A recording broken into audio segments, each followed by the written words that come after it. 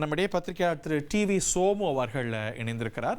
இது legally settled அப்படின்னு நினைக்கிறீங்களா? இன்னமும் கூட இது கடக்க வேண்டிய கட்டங்கள் இருக்குன்னு நினைக்கிறீங்களா?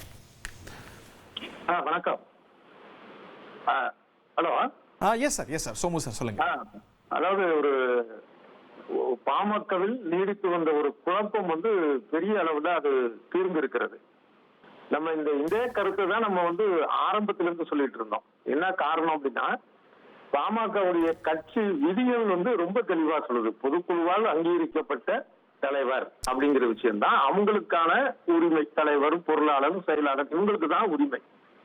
இது ஒரு திடீர்னு ஒரு செய்தியாளர் கூட்டத்துல அந்த கட்சியின் நிறுவனர் ராமதாஸ் அவர்கள் சொன்னது ஒரு சட்ட ரீதியாக ஒரு தேர்தல் ஆணையத்தின் முறைப்படியே இல்ல அவங்க கட்சி விதிப்படியே அது செல்லாதுங்கிறத தொடர்ந்து சொல்லிட்டு இருந்தோம். இப்ப இன்னைக்கு தேர்தல் ஆணையம் அதை உறுதிப்படுத்தியிருக்கு. சில பேர் நடுவில் கூட கேட்டாங்க, எப்படின்னா இப்ப ராமதாஸ் சில பழைய ஆட்களை நீக்கிட்டு செயற்குழுல போட்டிருக்கிறாரு, மாவட்ட தலைவர் எல்லாம் போட்டிருக்காரு அப்படின்னு. நான் சொன்னது என்னன்னா, அதாவது அந்த விதியில உள்ளதை வச்சு சொன்னது என்னன்னா, அதுவும் எந்த ஒரு அங்கீகாரமும் கிடைக்காத ஒரு விஷயம்தான் அப்படின்னு. இப்ப தேர்தல் ஆணையம் கிட்டத்தட்ட ஒரு மாதமாக அதை ஆய்வு செய்து அதற்கான விஷயத்தை கொடுத்தது. கட்சி தலைவர் இவர் அன்புமணி தான். அதே மாதிரி இவங்களுடைய, அதாவது பாமகவுடைய செயலாளர் வடிவேல் ராவணன், பொருளாளர் திலகமாமா, இவங்க எல்லாம் அப்படியே தொடர்றாங்க. இவங்க தான் அந்த சின்னம் கட்சிக்கான அந்த தலைமை இடம், அதுவும் ஒரு முக்கியமான விஷயம். ஸ்ரீநகர்ல அந்த திலக் நகர்ல இருக்கக்கூடிய அந்த தலைமை இடம், கட்சி சின்னம், கொடி எல்லாமே இவங்க தான் பாமகங்கிறத அவங்க சொல்லியிருக்கிறாங்க. இது ரொம்ப முக்கியமான ஒரு விஷயம்.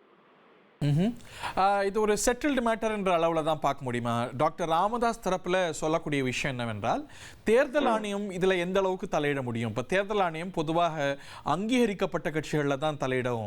இது பாட்டாளி மக்கள் கட்சியுடைய தற்போதைய நாமன் கிளேச்சர் அது அல்ல. ஸோ அதனால இது அவங்க போட்ட கடிதத்துக்கு பதில் கடிதம் போட்டிருக்கிறாங்கிற மாதிரியான கருத்தியலை டாக்டர் ராமதாஸ் தரப்புல சொல்றாங்க. அதை எப்படி பார்ப்பது?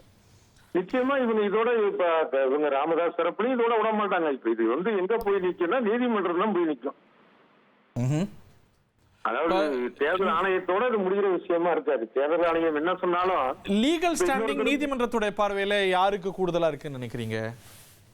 நீதிமன்ற பார்வையிலும் ஒரு அன்புமணி பக்கம் தான் இருக்கும்னு நினைக்கிறேன். அது ஏன்னா அவங்களுடைய கட்சி விதிப்படியே பொதுக்குழு மூலம் முறைப்படி தேர்ந்தெடுக்கப்பட்டவர். அவரை நீக்கின விதமும் தவறானவர். அதாவது நீக்கதாக சொல்லப்பட்ட ராமதாஸ் சொன்ன ஒரு விஷயமும் அதுக்கு நீதி சட்டம் இதெல்லாம் தாண்டி ஒரு ஜனநாயக அமைப்புக்கும் அது உகந்தது அல்ல. அது இது ஏன் கட்சி, நான் இப்ப இந்த சைட்ல இருந்து அவர் இல்ல தலைவர் கிடையாது அப்படிங்கிறது எந்த கட்சியில நான் ஆரம்பத்தில இருந்து தான் சொல்லிட்டு இருக்கேன். இது எந்த கட்சியில் நடந்தாலும் அது தவறு தான்.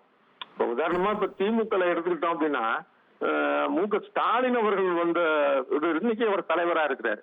அவர் ஆரம்பத்தில இருந்தா பாருங்க, அந்த ஒரு கட்சியினருடைய அந்த ஒரு விதிப்படி ஒவ்வொரு ஸ்டெப்பா ஒவ்வொரு இதான் வந்தார ஒழிய திடீர்னு வந்துடல.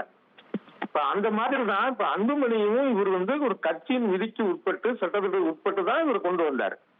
ஒவ்வொரு இடத்துக்கும் அடுத்த இடத்துக்கு வந்தார். அப்ப திடீர்னு இந்த ஜனநாயகத்துக்கு எதிரான ஒரு முறையில அதை நீக்கிட்டுதா சொல்றது எப்படி யாரு ஏத்துக்குவாங்க? ஓகே, நீதிமன்றமும் ஏத்துக்காது. நன்றி திரு சோமு. ட்ரெண்ட ஃப்ரெண்ட் ஆக்கிக்கோங்க. தந்தி டிவியின் சப்ஸ்கிரைபர்ஸ் அண்ட் ஃபாலோவர்ஸ் குடும்பத்துல நீங்களும் இணையுங்க.